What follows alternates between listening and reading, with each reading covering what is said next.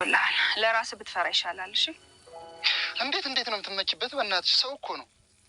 እሱ አይደል እንዴ የሚያናደው? አንተም እሱም እኩል ሰው ተብላችሁ መቆጠራችሁ። እልህ አታስይኝ። ካልሆነ ሌላ ቦታ ነው እጅሽ የምጠፋው። ወንድ ልጅ አይፎክርም አልኩህ እኮ።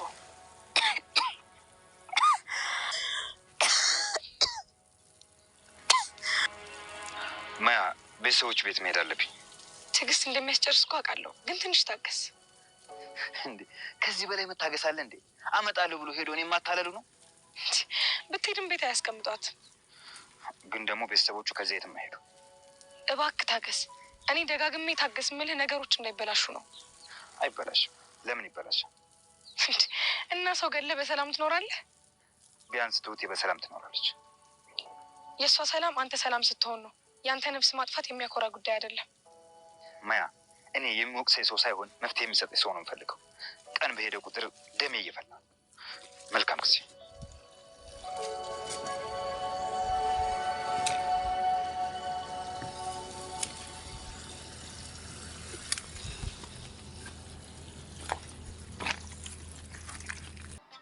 ኤላ ቁጥሬን ከየት አገኘ? የምን አደጋ? እያስፈራራኝ ነው?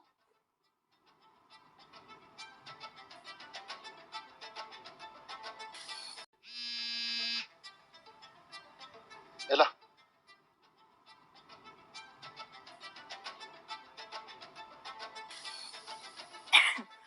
ያው ታሙዬ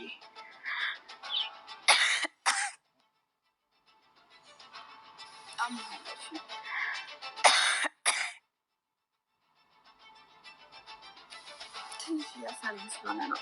ደህና ሆናለሁ፣ አታስብ።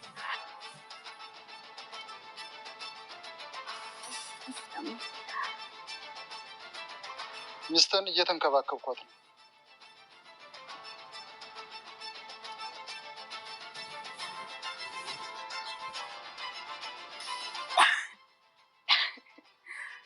ለምን በጭንቀት ሲራራት ይሰማኛል።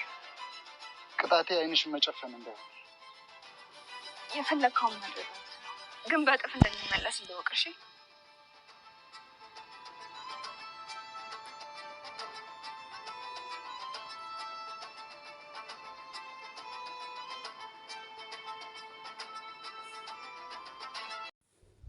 ናቲ በድልላ ፋልገሽ እባክሽን ይቅርታው ምኑም ይቅርብኝ እያላት ነበረ ማለት ነው። አይሆንም አልፈልግም፣ አንተስ ደብቀሃት ቢሆን እያለችው ነበረ። ከዛ በኋላ ግን አንተ እንደዚህ ጠማማ ስለሆንክ ነው፣ ውስጥህ ጠማማ ተንኮለኛ ስለሆነ ነው እንጂ ወደ ትሁት ሄደዋል ሁሉም ተጠራርከው ስትል እሱ መለስ ብሎ ገና አቃጥላቸዋለሁ ብሎ ወደ ቤት ነበረ የተመለሰው ማለት ነው። አባዬ እንደሄደ አውቆ ቤቱ ይዘርፋል ወይስ አይዘርፍም የሚለው በዛሬው ቪዲዮ አብረን እናያለን ማለት ነው። ቤቱ ለመሸጥ እየሞከረ እየፈለገ ስለነበረ የቤት ሰነድ ይዞ ይወጣል ማለት ነው። ያው ማንም ሰው የለም የሚኖርበት ቤት ነው። ሁሉም ውጣ ውረዱ ያውቃል፣ ውስጠ ምስጢር ያውቃል፣ ቤቱ ያውቃል። ናቲ ይሄንን ሙልጭ አድርጎ የቤታቸው እጅ ካርታ ይዞ ይወጣል። ከዛ በኋላ ቤቱ ለመሽጠት በጣም ቀላል ይሆንለታል ማለት ነው። በዋህነት እሷ እንደዚህ ስትለው ያው ፋዘርም ውጣ ከዚህ በኋላ የቤት አትድረስ ብሎ ነበረ። ከዚህ በኋላ ምንም ያስመስለው ነገር የለም። ባገኘው አጋጣሚ ናቲ ይጠቀማል ማለት ነው። ምክንያቱም እንግዲህ እሷም ብለዋለች ማለት ነው። ሁሉም ሄደዋል ስትለው በጣም ደስ ነው ያለው ማለት ነው። እንግዲህ ወደ ቤት ይገባል። የወጣበት ቤት ተመልሶ ያለው ነገር ይዞ ይሄዳል ማለት ነው። ከዛ በኋላ ተመስገንም ትሁት ይዞ ይመለሳል። ያው አባዬም ሄዷል ሽምግልናውን በደስ በሚል ሁኔታ። ከዚህ በኋላ የናቲ እጅ አውጥቷል። ተመስገን በጣም ቀኝ እጅ ሆኖለታል ማለት ነው። ሽምግልናው በዚህ ይካሄዳል ማለት ነው። ያኛውም ልጅ እንግዲህ ፈርቶ ባይሮጥ ኖሮ ትሁትም አትመጣም ነበረ። ተመስገን በፍለጋ አላገኛትም ነበረ። ግን ጎበዝ በመሆኑና በእነሱ እሱን በመፍራታቸው ነው እንጂ ተመስገን መምጣቱን ስላወቀ ነው እንጂ ሌላው ነገር አይለቆትም ነበረ። ግን ተመስገን ሁነኛ ሰው ስለሆነና ቋሚ ጠንካራ ስለሆነ አባትየውም እንዲሁም ደግሞ ጠላፊውም ፈርተው ትሁትን ለቀቋት ማለት ነው። ትሁት ከዚህ በኋላ ተመልሰው አብረው መኖር ይጀምራሉ። ናቲም እጅ አያስገባም። አባይም እንደዚህ አይነት ልግስግስ ውርደታም ስራ ሰርቶ ሽምግልና ማይድለትም አይከታተለውም ማለት ነው። በቃ ከዚህ በኋላ ከተመስገን ጋር ትሆናለች ማለት ነው። ያኛውም ልጅ ደግሞ ሽምግልና ሚልከውም ነገር የለም። ስለዚህ ይሄ ጠላፊውም ልጅ እንግዲህ ሽምግልና አያስቀምጥም። ቢሆንም ከዚህ በኋላ ቤተሰቦቹ አምነዋል፣ አባትየው አምነዋል ማለት ነው። ሲቀጥል አባትየው ለመሆኑ ምን አይነት ሽማግሌ ነው የሚመጡት እያለው ነበረ ማለት ነው። ምን ለማለት ፈልገው ነው? እነሱን አታምንባቸውም፣ ታፍርባቸዋለህ ምናምን እያሉ ነበረ። ይህን ያህል መሄድ አያስፈልገንም፣ ከጨረስከን ልወጣ ነው ያለው ማለት ነው። ተመስገን ጀግና ነው፣ ይችላል። እውነት መቼም እውነት የያዘ ሰው ደግሞ በፍቅር መሀል የፈለገ እውነት ይኑራችሁ ከልብ ተዋደዱ እንጂ ማንም ለይቶ አይለያችሁም ማለት ነው። ናቲ ቢያገባትም ከሱ ጋር ብትሆንም ግን ምንም አይነት የእሷ ፍቅር የለውም ያስታውቃል። ከእሷ ለይቼ ከተመስገን እኔ እተዋታለሁ እንጂ አላኖራትም ሲል ነበረ። ግን አሁን ሁሉንም የናቲ ያው ጥሩ ልጅ እንዳልሆነ፣ ትዕቢተኛ፣ ተንኮለኛ፣ ወንጀለኛ እንደሆነ ሁሉንም ተረድተውታል ማለት ነው። አባትየው እንደዚህ በቅናት ተመስገንን ሲያቅፋት ቆመው ያያሉ ማለት ነው። ምን ይሉታል አሁን እንግዲህ ትሁትስ እንዴት ይቅርታ በድልስ እንዴት ብላ ወጣ ነው ለማዘር ሳትናገር ፋዘር በሌለበት ቦታ ማዘርን ጥላ እንደዚህ የጠፋችው የሚለውን አብረን እናያለን ማለት ነው። እንግዲህ ያው እሷ ስራ ፈልጋለሁ ስራ ገባለሁ በሚለው ሁኔታ ነው ማለት ነው ዙሩ ዙሩ በናቲ እጅ የገባችው ማለት ነው። ስራም አይሆንም ናቲ ያው እንደሚሆን ያደርጋታል ማለት ነው። ምክንያቱም ያግታታል፣ ያፍናታል። ሲቀጥል ደግሞ የማይሆን ቦታ እንግዲህ በእጁን እንድትወድቅ የቤቱን ሰነድ የቤቱን ሚስጢር ሁሉ ነገር እንድትናገር ያደርጋታል ማለት ነው። ማዘርም ፋዘርም ደግሞ ወደ ትሁት ሄደዋል። እንደውም እንትና ሚያቅ ከሆነ ማለት ነው ምንድን ነው የሚያደርገው? ወደ ትሁት እንዳይደርስ ነው የሚያደርገው ፋዘር። ያው እሱ ቀጥታ ዳይሬክት የሚታይ ስራ አይሰራም ማለት ነው። በአጋጆች ወይም ደግሞ መኪና በማበላሸት መንገድ በመዝጋት የሆነ ነገር በማድረግ ወይ ገብታለች ደርሳለች ብሎ በመመለስ ናቲ እንግዲህ ውሸቱ አይጠገብም። እንግዲህ ጨርሶ አይጨርስም፣ አያልቅበትም ማለት ነው። ናቲ አያልቅበት ማለት ነው እንጂ የእሱ ጥፋት ከስተቱ ማይማር ነው ማለት ነው። ለፋዘርም እንከን ይሆናል፣ ትሁትም አሁን በሁለቱም። ማዘር ደግሞ ቤት ለቃ ትሁትን ፍለጋ ውጭ ናት ማለት ነው። እንዲሁም ንብረታቸው ማደጋ ላይ ይሆናል ማለት ነው። እሷ ምንም ማድረግ አትችልም። ምክንያቱም ይሄው እሷ ልጄ ብላ እየሮጠች ነው። አታስተውለውም በዚህ ሰዓት ማለት ነው። እሱም የተጠቀመው ይሄንን ነው ማለት ነው። ቤታቸው ባዶ ይቀራል።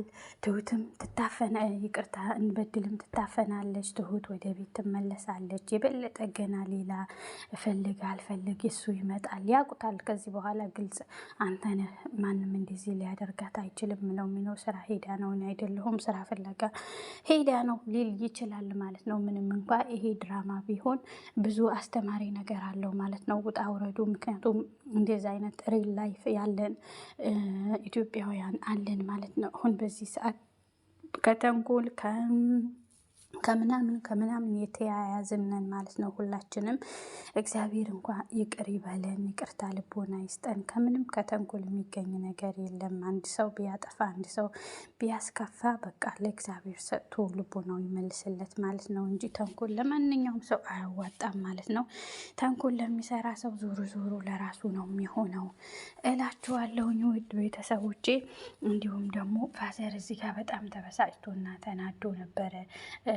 እንግዲህ አደራችሁ ቤቱን ከዚህ በኋላ እዚህ ውጭም እንዳትቆሚ ሂጂ እያላት የነበረ ማለት ነው።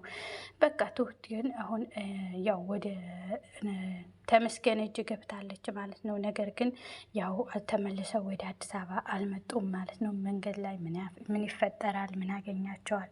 እንግዲህ ናቲ ከዚህ በኋላ እጁን አጣጥፎ አይቀመጥም። ለሰው ልጅ አይተኛም። በተለይ ለነሱ በጣም እንከፍ ነው የሚሆንባቸው ብሏል። ገና አቃጥላቸዋለሁ እያለ ነበረ ማለት ነው። ምን ትላላችሁ? እዚህ ጋር ደግሞ ጠላፊው በጣም እንግዲህ ባልሽ እየመጣ ነው እያላት ነበረ ማለት ነው። ለትሁት አግቶ አስቀምጦ ይምጣ እንዳንተ አንተም እሱም ወንድ መባላችሁ ነው የሚያሳዝነኝ እያለች ነው። ለምን አልቀንቦት ሰጥተው አያዝሉህም? አንተ እኮ ገና ልጅነት አልጨረስክም። አንቺ ዝም በይ በጥፊ እንዳልደረግምሽ እያላት ነበረ ማለት ነው። እንግዲህ ትሁት ጎበዝ ናት። የገጠርም ንግግር በጣም ነው ደስ የሚለው። እውነት አንዳንዴ ገጠር መሆን የገጠር ልጅ መሆን በጣም ነው የሚያስደስተው ማለት ነው። እንደዚህ እያለችው ነበረ። ሁለቱም እንግዲህ እያወሩ ነበረ። ጥሏት ነው የሮጠው ማለት ነው። ለተመስገን ግን አመጣልሃለሁ በአካል አልነገረችኝም አላቅም እያለው ነበረ። ግን ልጁ ፈሳም ነው በጣም እንኳን ጠልፎ ለመውሰድ ይቅርና በጣም እየተንተባተበ ነበረ። መጥቶ ለተመስገን አመጣልሃለሁ ብሎ ለአባትየው ደግሞ ሄዶ እንግዲህ ልጁን አንድ ነገር ይበሉልኝ ካላመጣህ እያሉኝ ነው እያላቸው ነበረ ማለት ነው ለአማቹ። አማችየውም ደግሞ ወንድ ነኝ ብለህ አይደለም ወይ እየደነስክ የነበረው? አሁን እንደዚህ እንዴት ወደ እኔ ትመጣለህ ይሉታል ማለት ነው። ፈርተህ ነው ይለዋል አማችየው። እኔ ፈርቼም አላቅም ለራሴ ይሆናለሁ። ወንድ ልጅ ቆፍጠን ሲል ነው። ዝም ብለህ እየጨፈርክ ነበር ሙሽራ እንጂ አስክሬን መሆን አልፈልግም ማለት ነው ልጁ። ምክንያቱም ተመስገን ያሸንፈኛል ይደበድበኛል በማለት ነው የፈራው ማለት ነው። እና የትሁት እህት ደግሞ እንድታናግረው ለተመስገን አባትየው ነግሯት ነበረ። እሷ ከነሱ ጎን ስለሆነች እኔ ለሰላምታ እንጂ ሌላ ነገር ምንም ምለው ነገር የለም ለተሜ እያለችው ነበረ። እምቢ ማለትሽ ነው እያላት ነበረ ማለት ነው። አባትየው አይደለም ግን በመሀል እሷ አመቻችታለች ማለት ነው። የፈለገ ቢሆንም በቃ ያለው ነገር ይሄንን ነው። ትሁት ትመለሳለች፣ እነ ተመስገን ይመለሳሉ። ፋዘር ሳይደርስም የአቶ ናቲ ቤቱን ይበጣብጣል። ማዘር ደግሞ ትደውልለታለች። እንግዲህ የለችም ልጄ ጠፍታለች ብለን ፋዘር መንገድ ላይ የዚህ ልጅ እጅ ነው ብሎ ይመለሳል ማለት ነው። እንግዲህ የሚቀጥለው አብረን ምና ይሆናል። ሁላችሁም